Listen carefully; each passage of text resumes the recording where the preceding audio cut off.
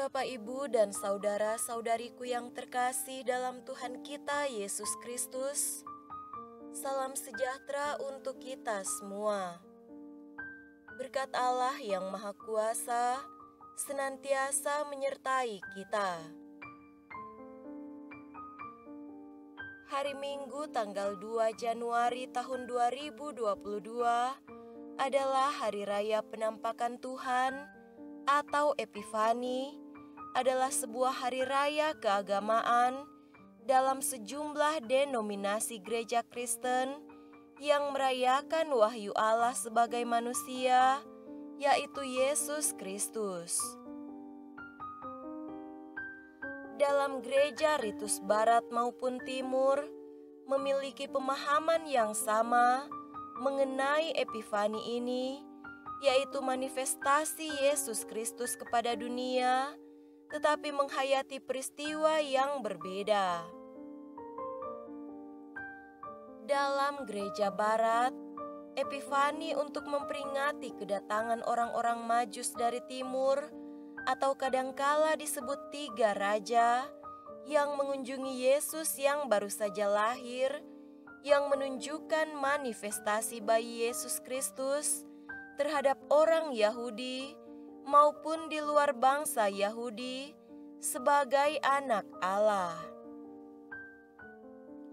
Namun dalam gereja timur, untuk memperingati pembaptisan Yesus Kristus oleh Yohanes Pembaptis di Sungai Yordan, yang menunjukkan manifestasi Yesus Kristus memulai karya pelayanannya sebagai anak Allah atau sering pula disebut Teofani.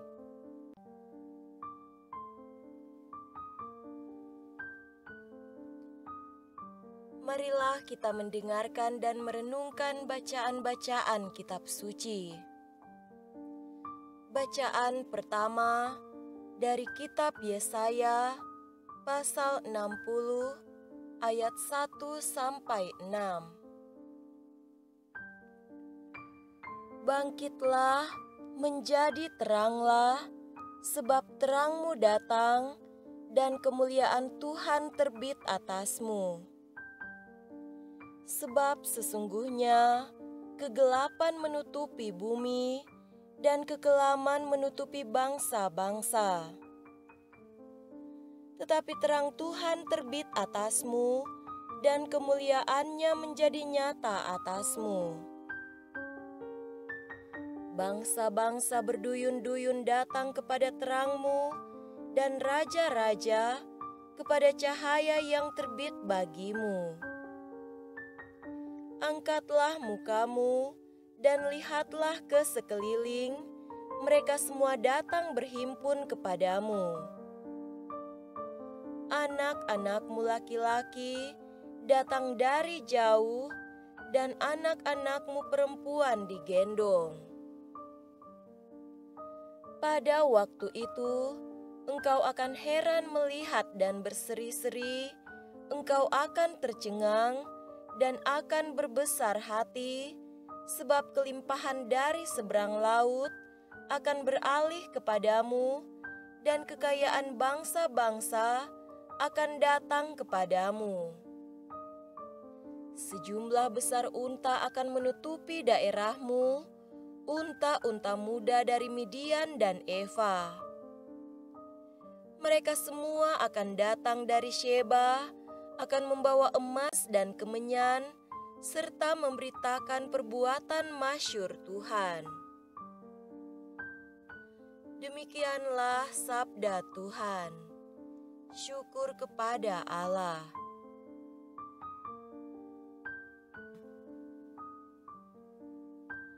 Bacaan kedua dari surat Paulus kepada jemaat di Efesus, pasal 3 ayat 2 sampai 3a, dilanjutkan dengan ayat 5 sampai 6. Memang kamu telah mendengar tentang tugas penyelenggaraan kasih karunia Allah yang dipercayakan kepadaku karena kamu, yaitu bagaimana rahasianya dinyatakan kepadaku dengan wahyu. yang pada zaman angkatan-angkatan dahulu tidak diberitakan kepada anak-anak manusia, tetapi yang sekarang dinyatakan di dalam Roh kepada rasul-rasul dan nabi-nabinya yang kudus, yaitu bahwa orang-orang bukan Yahudi, karena berita Injil, turut menjadi ahli-ahli waris dan anggota-anggota tubuh dan peserta dalam janji yang diberikan dalam Kristus Yesus. Demikianlah sabda Tuhan. Syukur kepada Allah.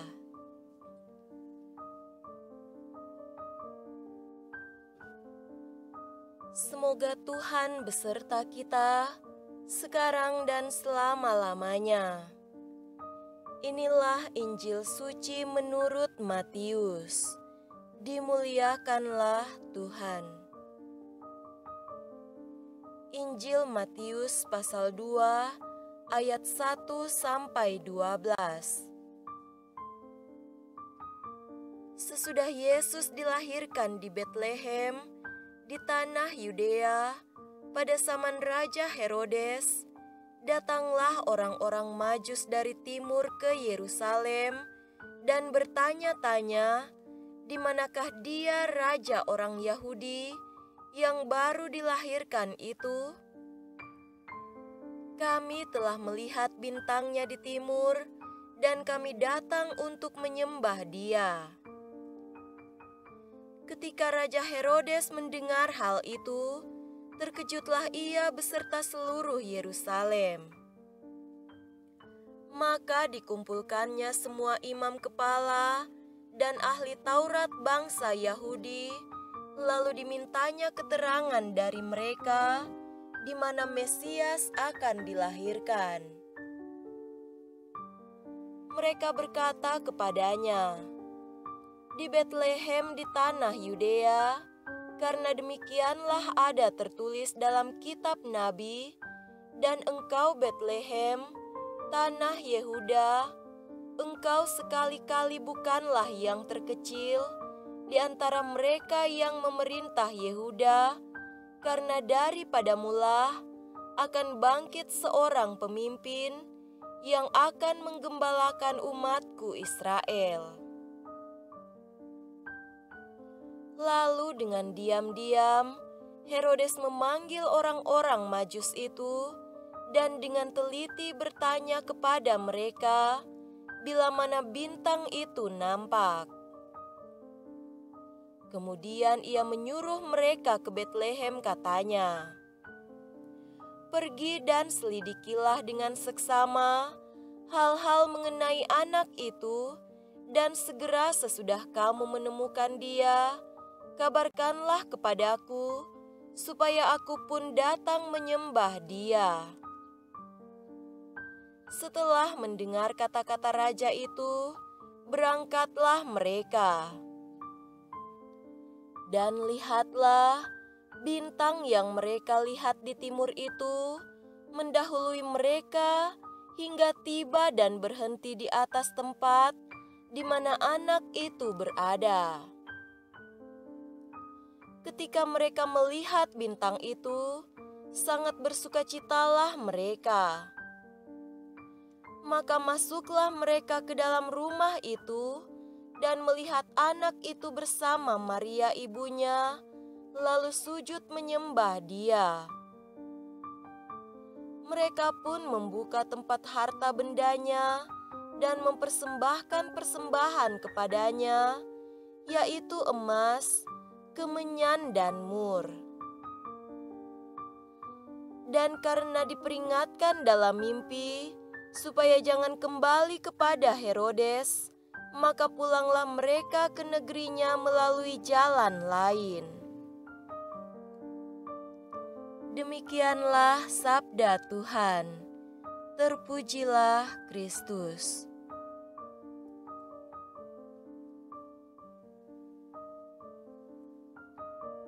Saudara-saudariku yang terkasih dalam Tuhan kita Yesus Kristus, tema renungan kita pada hari ini adalah keselamatan bagi segala bangsa.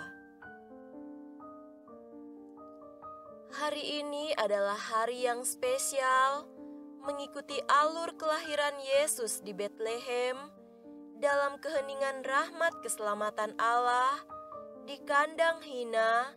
Terbukalah sejak awal horizon keselamatan itu bagi dunia. Hari Raya Penampakan atau Hari Raya Epifani menyingkapkan rencana Allah untuk segala bangsa, suatu keselamatan universal. Lihatlah kenyataannya bahwa Maria pun tidak mendapatkan tempat penginapan di Yerusalem dan sekitarnya karena tak ada yang mau dan rela rumahnya diganggu oleh kelahiran anak dari orang asing yang tidak dikenalnya. Semua rumah tentu menginginkan rasa aman dan tak mau diusik oleh keributan kelahiran anak di rumahnya.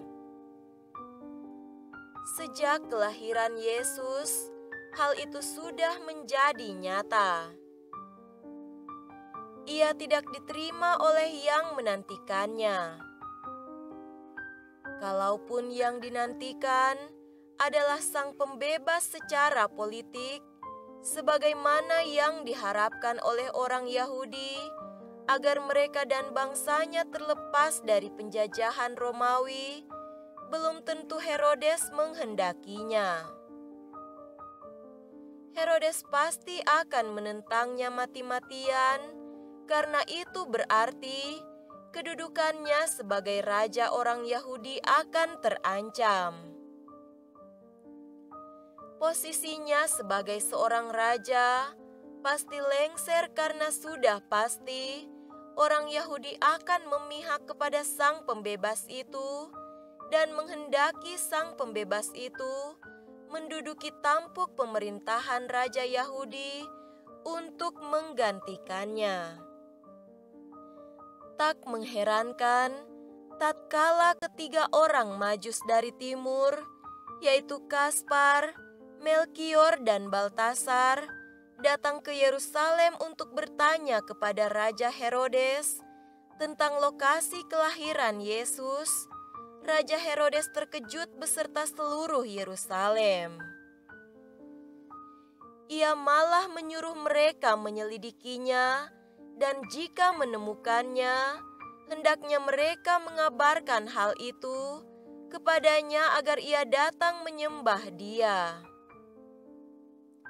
Perkataan datang menyembah dia adalah akal bulus Herodes, karena itu mengandung itikat jahat, karena Herodes sudah berikhtiar untuk membunuhnya. Pasti ia takut kekuasaannya sebagai raja akan goyah. Nyatanya, ketiga orang Majus itu tidak melapor padanya karena diberitahukan dalam mimpi tentang bahaya itu, lalu mereka mengambil jalan lain untuk pulang. Alhasil, saking geramnya Herodes pun membunuh semua anak yang baru lahir di seantero Yerusalem, seraya berharap bahwa salah satu bayi yang terbunuh di antaranya adalah Sang Mesias itu.